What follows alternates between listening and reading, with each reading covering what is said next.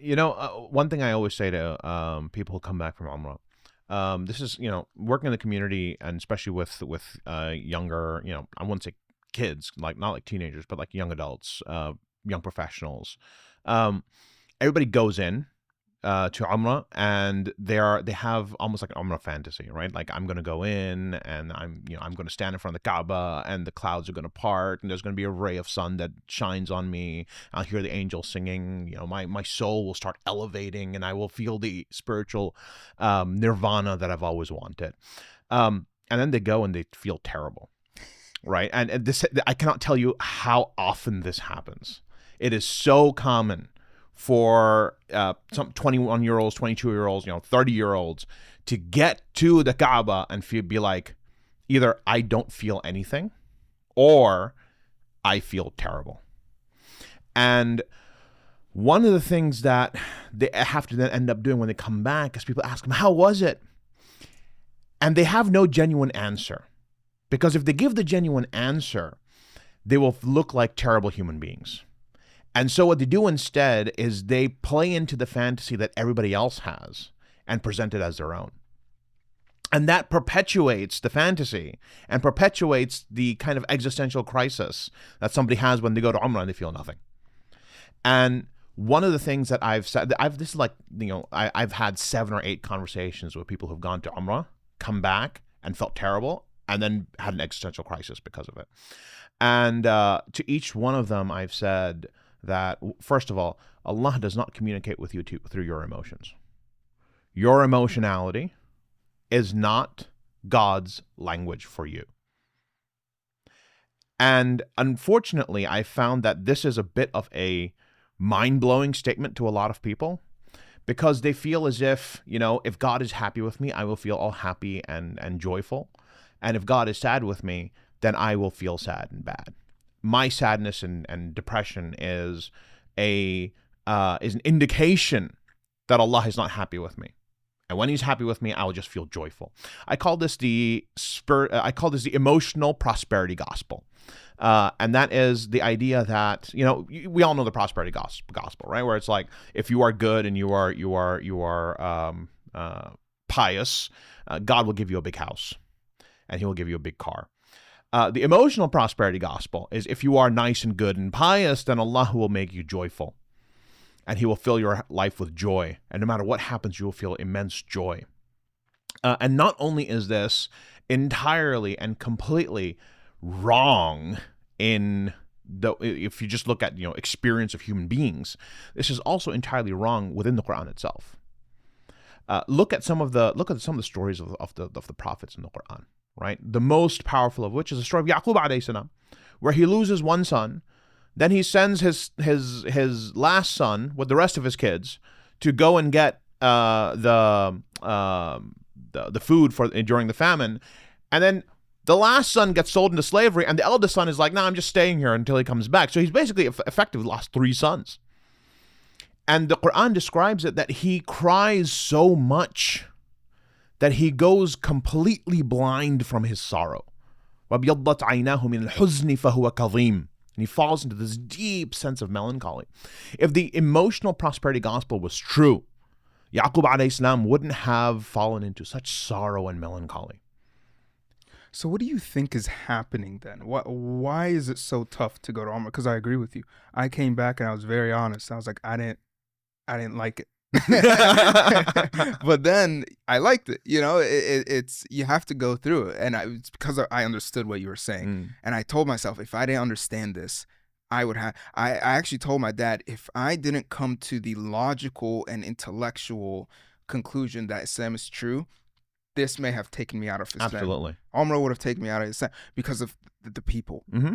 But can you explain why this happens? And no, I want to point on that, emphasize on that point that you just made about taking out of Islam. People have existential crises going to Umrah.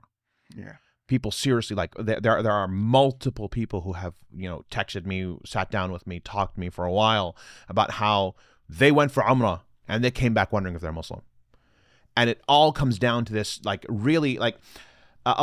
It comes down to this emotional prosperity gospel, but we have to understand the emotional prosperity gospel is part and parcel of our American religion. our Islam becomes very Americanized. And American religion is like the rest of any kind of American philosophy. And the American philosophy is always centered around, how do I as a person achieve happiness in this world? The pursuit of happiness. The pursuit of happiness, right? And so in some kind of these philosophies, it becomes the pursuit of material happiness brings you happiness. In others, it's the pursuit of experiences and joys that brings you happiness. And what we've done is we've substituted Islam and religion into what brings happiness. But what we haven't done is we haven't challenged the very core question. Is happiness something that is what makes life meaningful? And if without happiness, is your life not meaningful at all? That core question is something that we don't really question as Muslims in America. What we do is we're like, no, it's not materials that makes you happy. It's not experiences that makes you happy. It's religion that makes you happy. And then you go to the most religious place possible, in the most powerful religious experience you're supposed to have, and you don't feel happy. And you come back and you're like, what just happened? Right? This is very common. Going back to the question, though, my first Umrah as an adult was in 2010. I think objectively it was one of the worst Umrahs anyone's ever had in their life, right? So growing up, I had an extraordinarily traumatic childhood. Like, I remember my therapist once told my mom, like, your kids are, like, you really need to take care of your kids. Because we were, like, me in particular, I was horribly traumatized. And I spent about 10 years putting, the way that I put it is that my mind was like a most people have like a mind-shaped mind. Somebody took a hammer to that and broke it until it was just shattered and just pieces all over. And I had to like re-put my mind back together. And there were a lot of times where I would rather not have existed than have to put my mind back together. One of the problems with putting your mind back together is you don't really know what a mind looks like. You just have an imagination of what a mind looks like. And so when you're putting it back together, you make a lot of mistakes and you cut yourself quite often. It's an extraordinarily painful process. Do not recommend. By the time I was about 16 to 18 years old, I had to make a decision, a real decision in my life, which was, do I continue to exist and go through this ridiculously difficult and painful process, or do I just tap out? And what came at the end for me was, could I guarantee to myself that there is no God? Because if there is a God, then tapping out is, as you say, out of the frying pan into the fire. That's a literal fire, right? When you tap out. And I remember my mom told me, I had memorized Quran a lot early in my life. Like I was having all these discussions in my mind while I was Hafidh al-Quran. Okay, so I had memorized Quran when I was 13, but I was like 10 years old, memorized Surah Dukhan, and I became terrified because Surah Dukhan at the end of it has this really, really powerful description of hell. And I was reading this description of hell and I became terrified. And for a week I stopped memorizing. And I was like, I'm not memorizing, I'm scared. I'm not memorizing, I'm scared. And my mom came to me and she said, look, to memorize or not memorize, it's entirely your choice. But just answer one question. If you stop memorizing, does that make hell any less true? That really shook me as a question, right? Like it completely reoriented myself. Fast forward 7 years, I'm 17 years old and I am getting ready to tap out of life. And the question that I have to make, I have to answer is, if I don't believe in God, does that make God any less true? And so it shifts the question away from, do you believe in God, to, is there God? And I couldn't guarantee myself that there wasn't a God. And because I couldn't guarantee myself that there wasn't a God, it was like, yeah, this is horrible. But really, out of the frying pan into the literal fire. And so I decided to persist. 2 years later, I go for Umrah. I remember, this is very important. My entire life is the answer series of du'as. And the dua I made when I was 18, and I decided that I'm not going to risk it. I remember exactly where I was what I was wearing, what time it was, the day it was when I made this dua. I prayed 2 rak'ahs and I said, if you are there, every single one of my breaths from now on is evidence that I chose to believe in you. And I go from there to Umrah. Like 2 years later, I go for Umrah. Horrible Umrah. Like, I mean, I did the Umrah proper, and I did absolutely nothing else. I don't think I prayed in the Haram at all. I was so depressed I couldn't even get out of the bed. I just stayed in the hotel the entire time.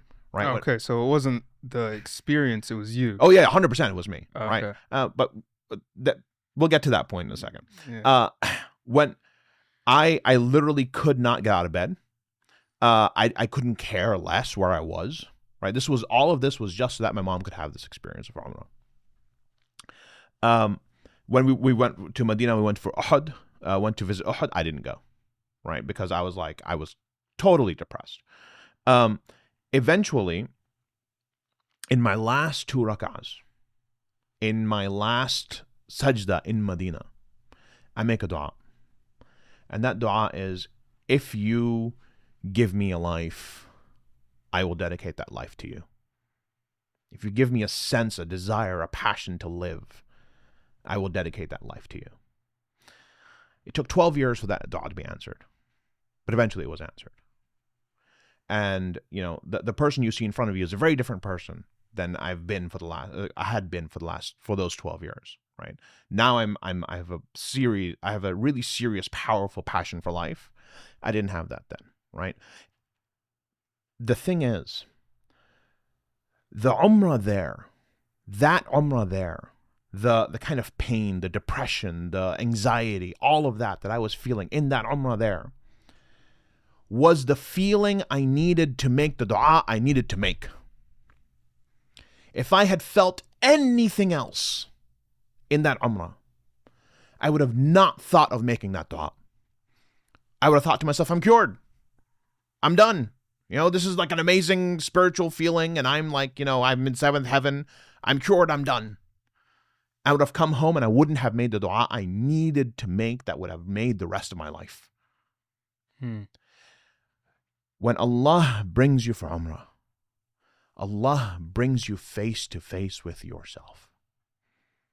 When Allah takes you to His home, He brings you to where you see yourself in the mirror, so that you can make the du'as you need to make in order to be the better version of yourself. If you go to Umrah with depression, you will feel depressed. If you go to Umrah with anxiety, you will feel anxious. If you go to Umrah not wanting to live, you will feel deeply you don't want to live. Because it's in that moment, with that sincerity of feeling, that you will raise your hands and you will ask Allah to cure you of those things.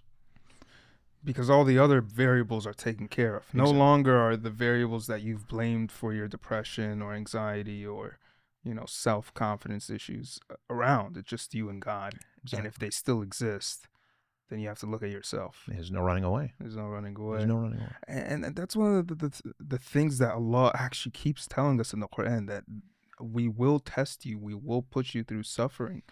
And I'm a huge fan of David Goggins, for example, and he literally just always talks about it. He became famous off the narrative of, you can only find peace through suffering. And somehow people, believe David Goggins, but don't believe God when he tells them that. Like, he's telling you the same thing. And I think that's exactly right. When I went to Umrah, I had an existential crisis. And I realized, actually, this is what makes it true for me. Because if I felt this Holy Spirit, ghost, whatever, that all the kumbaya, all these other, Buddhism and Christianity and other religions feel when they do certain spiritual practices, then I would have actually questioned the religion more. Because I don't fall for those kind of, they say any quick feeling of happiness or of desire is usually from the devil. But if you want to be a great mathematician or a great scientist or a great anything, You have to work hard. You have to suffer. You have to go through the steps. That's what I told myself when I was in Umrah. And I was like, I have to pray. I have to make dua. I have to pray more. And I had to go through the steps. And that's what made it real for me. The sunnah of Allah in life is in everything. So even in Umrah, the sunnah of Allah still exists. It doesn't mean you go to Umrah that the sunnah of Allah no longer exists. If you want to be a rocket scientist, you have to go through a lot to get there. And if you want to feel something and be close to Allah, you have to go through a lot to get there. And that's what proved it to me, actually. At the Ansari podcast, one of our closest partnerships is Muslim Professionals. That's because they're a free community connecting thousands of Muslims across the United States, working at places like Google, Apple, and Spotify. Their vision is to connect the Muslim world, whether that's help finding a new job, exchanging business ideas, forming partnerships, or just making new friends. Sign up at muslimprofessionals.us for free. Let's grow together, win together. I've teamed up with Pomeroy, a full-service marketing agency founded by a Muslim businessman with over 20 years of experience. Whether you're building your business, improving your brand, or running a nonprofit, Pomeroy will help you improve your revenue, increase your return on investment. Visit pomeroy.com/Ansari and get a free consultation today, or just mention the podcast and you'll get a free consultation. This is, I think this is exactly right in what you say, and that is, for some people, truth is in experiences, right? It's in the emotional experience. That if there is joy in something, then there is truth in it, and if there is grief in something, there is no truth in it. I think one of the great secrets of life is that grief is not something you run away from. Grief, to me, there's only two real emotions that human beings experience. The core emotions, there's grief and there's joy. And everything else is it's a consequence of those two griefs, of those two emotions. So for example, if you anticipate grief, that's called fear. And if you anticipate joy, it's called hope. And the feeling that you need to stop the fear from coming is called anxiety, and the feeling of that you have to try to get the hope or the joy, that's called aspiration or excitement. Everything is a consequence of either hope or fear, or either joy or grief. The thing is, we spend so much of our life running away from grief. We spend so much of our life trying so hard to not embrace grief as one of the core elements that makes life, that actually makes a person a formidable and great person. What we do is, one of the easiest ways that you do this, by the way, is you only aspire to mediocrity. Because one of the things you grieve most in life, right? When you think of grief, we think of loss. We think, for example, my grandmother dies, I grieve. My cat dies, I grieve, right? It's things you lose. One of the things that you lose that makes you grieve most is hope. What the anticipation of something you wanted that you lose, a dream, and then when that dream shatters, the feeling that you have there is grief as well. And so one of the ways that we keep ourselves from feeling grief is we don't hope. Or we only hope for things that are within the probable, not even within the possible, or even less the improbable. We don't hope for things that are the highest level of our aspirations. We hope for things that are just, like, I can get that. And the reason for that is because we don't want to dream and work and strive and put in so much effort, and then it goes into nothing. And then when it shatters, there's so much grief. This is one of the ways that we protect ourselves from grief. The reality is that one of the things that the thing that we do in life is we try to protect ourselves from grief as much as possible. And we create narratives that become easy for us to protect ourselves from grief. And one of those narratives is basically exactly what you talked about, is that if I'm a good person, if I do everything right, if I do this or that, then I'm not going to feel grief, I'm going to feel joy. When you go to Umrah and you have a terrible Umrah, right? Like you just feel horrible the whole way through. It is bringing you face to face with everything you've been trying to avoid within yourself, particularly the feeling of grief. Now you have two choices. You can either find another narrative to cover up that grief, or you can come to the realization that life only begins when you choose to embrace grief, not run from it. Embrace it and say that this is the thing that I have to conquer, not hide from, not run away from, not cover up, conquer in order for me to become what I'm capable of being. They say that your body's your home and your emotions are your guests, and to treat your guests well. If grief comes, let it come in. Feel it, go through it, and let it leave. You know, every guest comes and leaves. That's what a guest is. You know, if they stayed, then they wouldn't be a guest. And if they didn't come at all, they wouldn't be guests either. Unfortunately, grief is a bit of a squatter. You know, grief is that guest where it's like 2:00 at night and they're like, "Hey, can we get another cup of chai?" Grief is you sometimes gotta you gotta kick out grief. Joy is a little emotionally unavailable. Exactly. Joy, you chase joy, and joy comes like, I'll come for an hour. Man, but grief is that emotion where it's like, you know, it's that annoying one. Huh? Exactly. They say in the Midwest, when you want to kick out a guest, you just slap your knees and you go, "Well." But you know, it's interesting. Yeah, there's a Egyptian saying that the people you chase are the ones that run away from you. Oh, absolutely. And the people that you run away from are the ones that chase you. So maybe that's the same with your emotions, right? Absolutely.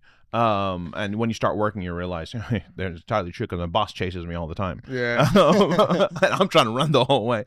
But when it comes to grief is very much that guest that will not leave. Yeah. No matter what you do, it will not leave. And you can do with grief one of three things really. You can cover it up in the sense that, and we do this a lot actually as human beings. One of the reasons why we have so much escapism in the United States, right? In the world in general now, right? Why we have so much escapism through entertainment, through work. Like there's so much escapism that we engage in, is because we're trying to cover up grief. If I make my mind busy in video games, or my mind busy in films, or my mind busy in the next project at work, I will not have to confront all the things that make me feel terrible. Drugs, man. Or weed. Yeah. Brother Saad Yacoob, PhD candidate in Georgetown, working on Islamic modernity and philosophy. Thanks again for joining the Unsaudi podcast, brother. It's a pleasure to have you. Of course. A question for you. So one of the biggest fitness, the biggest trials for me during Umrah was the people. I really, they were a huge test for me, and I don't want to say it, but I couldn't believe we shared a faith. I'm not gonna lie to you. I'm just gonna say it outright. And the question that I immediately had, because the reason I say that is because people cut you in line, people shove you, a lot of people smell bad. Like there's a lot going on there. Yeah. And I said this to you behind the cameras. I was happy to be back in Turkey, which is a Muslim country. I was happy to be back in Europe, in America, where I could feel that my rights and myself were protected. And that caused me a crisis. I was like, what's wrong with me? How do I feel about this, about the Ummah? How do I feel about this, about my fellow brothers, and Muslim brothers and sisters, and so on? And because one of the dark questions that arose was, is it true? Is the Muslim world uncivilized? And that's when I texted you, and I was like, we got to do another episode. And I have to ask you that question. So is it true? Have we become uncivilized? Uncivilized is such a loaded word. Yeah. Right? Because for there to be an uncivilized, there must be a civilized. Because it's a comparative. By itself, there's no such thing as uncivilized. Because if everybody is uncivilized, then it's not uncivilized. It's just that is a civilized. There has to be a civilized for there to be an uncivilized. There has to be a relative comparison. So then the real question of, is the Muslim world uncivilized, is the Muslim world, in its habits around personal hygiene, in its habits around organization, things like that, inferior to the West? That's the real question. Because when we say civilized, we mean Western ideals around. For example, let's just take lines, okay? I'll tell you straight. I worked for 2 months in Saudi before Saudi and I came to a mutual agreement that we don't like each other. I became sick in Saudi. I got a really bad ear infection, and my roommate and I went to the hospital, went to the ENT. He gave me a prescription for like ear drops in my ear, antibiotic ear drops. So I go to the pharmacy. This is a pharmacy in a hospital full of sick people, okay? You would imagine if there's going to be a line somewhere, it's going to be there. Because if you're pushing and shoving and throwing hands in the line in a pharmacy, everyone's getting sick, right? I get there and I wait 20 minutes to get my medications, and I can't even move in the line, which is more like a swarm of people, because I'm hesitant to try to like push my way through. And the people who were like came 15 minutes before me are like 15 minutes after me are out in like 3 seconds, because what they're doing is they're basically like they are going like linebacker charging into that swarm of people. And you have your prescription and you're reaching over everyone and you're yelling at the pharmacist, I take my medications. I need my medications. And if you don't do that, then you're an idiot like me. You're sitting back there for 20 minutes just waiting for a line. There ain't no line, bro. Right? It's just a swarm of people and you're trying to get your medications. I did eventually get my medication by, doing what, as in Rome, when in Rome, do as the Romans.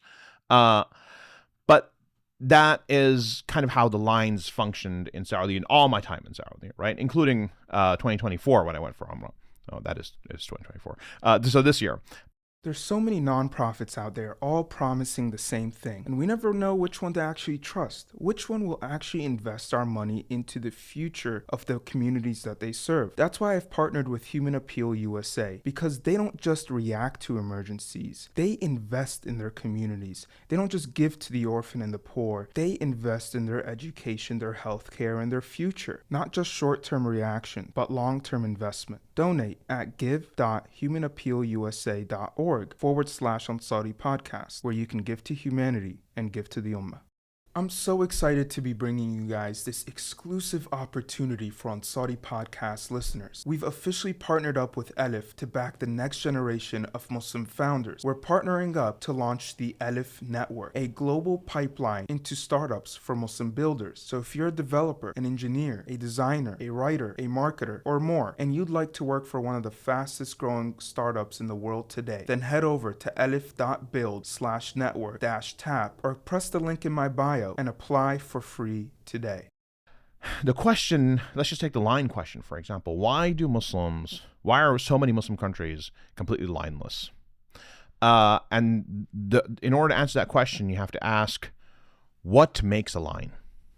And I don't mean, how do you draw a line? I mean, what convinces people that if they stand in line, they will get what they need?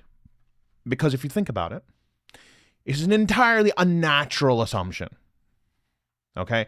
When the hunter-gatherers were out in the woods waiting for a deer, there wasn't no line of hunters waiting for a deer. It was like whoever's better gets the deer, right? It's a completely unnatural assumption that if you stand in line, you're going to get what you want. The reason why this assumption becomes something that you can work with is because of 3 things. Because people are educated into the assumption, right? It's created as an ideal where, for example, you said your mom is a director at a preschool. One of the first things we teach kids is lines, right? Because this is how you have an organized society. So there's education into it, a disciplining into it. The second is there has to be organization that surrounds it. Meaning, for example, if, people can stand in lines, but if it's not first come, first serve, in a pharmacy, then people are going to be like, why should I stand in this line? I'm just going to cut and get my thing. If there's not a first come first serve of the government, then people are not. We can all agree that standing in line is a good thing. But if the guy who came 9 hours after me is getting thing first, why should I stand in line, right? So the organization needs to also enforce lines in order for there to be a line. And the last thing is everyone needs to be convinced that no matter how long I wait, no matter how many people come before me, I'm still going to get what I need. Do you think it's also people need to be conditioned that they have rights? Not just rights. You can be conditioned as much as you want that you have a right to food. If there's no food, that's just an ideal that doesn't exist, right? So if you have a group of people who are waiting for bread, and there's a line waiting for that bread, but the bread runs out at 50 people, and there's 50 people after that, right?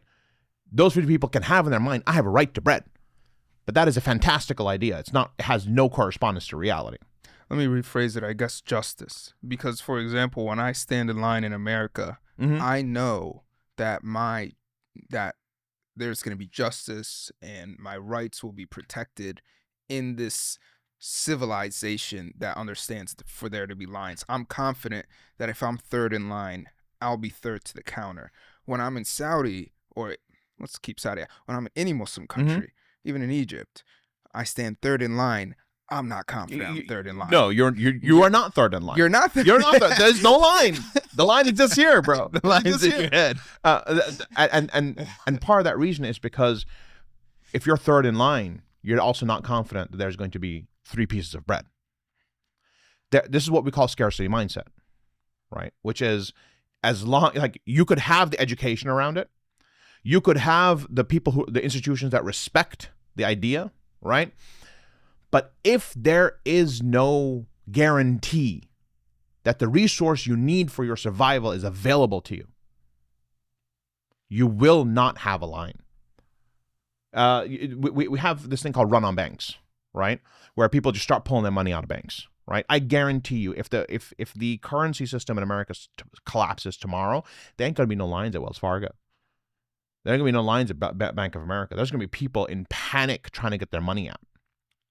I see. Right? So it requires all 3 of these things. But the core element of it is that it requires people to believe that if they are 50th in line, they're going to get the 50th piece of bread because there are 50 pieces of bread.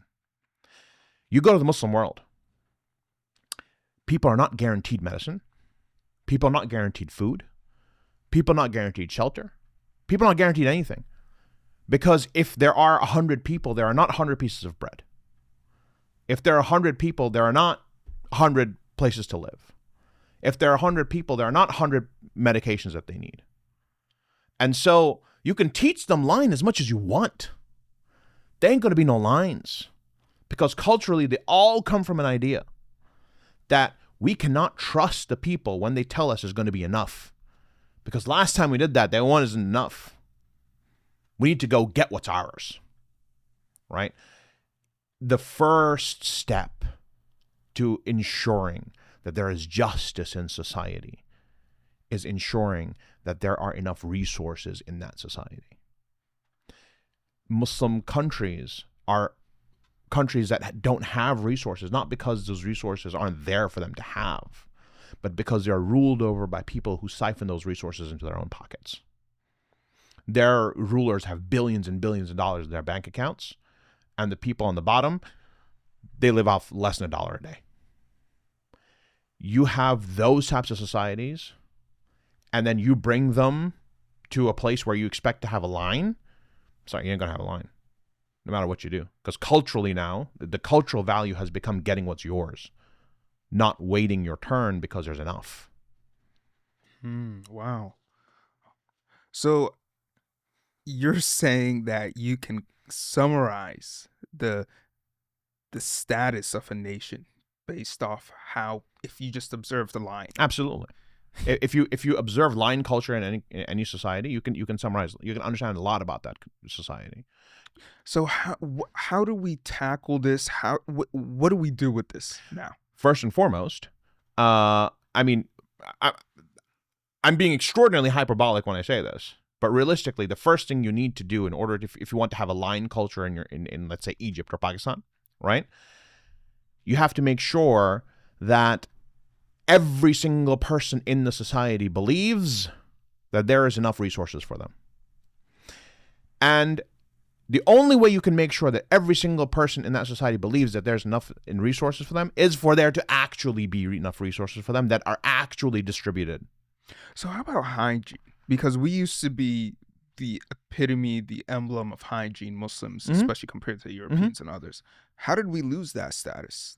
Do you know? I mean, do you have a whole theory on that too? Infrastructure, right? Like if you think about like the hammam, right? Today we say hammam when we just mean like the bathroom in the like the basement, right? The basement has a hammam. That's not what a hammam was, right? Hammam was a public bathhouse, because you have to remember, back in the day, most there was no running water, and there was no electricity, so you couldn't actually bathe in your own house, and especially you couldn't bathe with hot water in your own house. So what they used to have was they used to have public baths, right? You go to Turkey now and they'll have the Turkish baths. They were a lot like that, where there these infrastructure started. This infrastructure started with the Romans. The Romans were really big on their baths, and if you go to many places around the world, they still have these remnants of Roman baths. For example, in Ankara, when I went to Ankara, they have preserved ruins of Roman baths there. The Muslims also had bath systems, and around the city, there were these baths that had a ton of just like they had water that would come in. They would heat that water. People would bathe in that water. Then they would get massaged and deep cleaned afterwards, which you can still get done in like Turkey and places like that. And that would be that kind of the public infrastructure for bathing. You go to the villages in Pakistan or in Egypt. You go to like the impoverished areas of Karachi, for example, right? The city I was born in. People don't got running water. People don't have like the infrastructure to actually bathe. They have to bathe in they have to be creative in the ways that they bathe. And so bathing is a chore. It's difficult for them. But if you go to like, the high developed areas of Karachi, they shower like 3 times a day. It's whatever. Because Karachi is hot, man. It is hot. But you would then create a culture in which body odor, it has to be tolerated, because everybody understands that, this is just how it is, man. Right? This is like, you don't have the infrastructure to bathe. I don't have the infrastructure to bathe. So we're just going to tolerate the body odor. And then when you create a culture in which body odor doesn't have that same kind of reaction to it, right? Like the nose also becomes like accustomed to the body odor, right? Like this, you do Umrah once, you come back smelling like everybody else's sweat. Like it is. It's but to You're us, smelling things you've never smelled. Oh my God, right? You're like, I did not realize, and nor did I want to know that this was a possible odor, right? Yeah. But when you see it within the fact, like so many of these people are coming from lotteries, right? Like the lottery systems in different countries. So they are not coming as like, these are not the people who are coming from the most highly developed areas in their countries even, right? You're having people coming from villages, people coming from nomadic areas, things like that as well. And so they don't have that infrastructure for hygiene that we are used to, right? And so they become accustomed to a certain kind of hygiene. At the end of the day, so much, and I'm not full Marxist, right? But there's a truth to a lot of Marxist analysis when it comes to class, and how class really determines a lot of the things that we consider civilized and uncivilized. If you want to raise the level of hygiene, you have to take care of the development. You have to take care of the impoverishment and the lack of infrastructure and lack of development within the lowest levels of society. And education. And education, obviously. Yeah, very much so. And the same with lines. You want to make lines? You got to invest in education. You got to invest in resources. You got to invest in welfare. You got to invest in infrastructure. Institutions.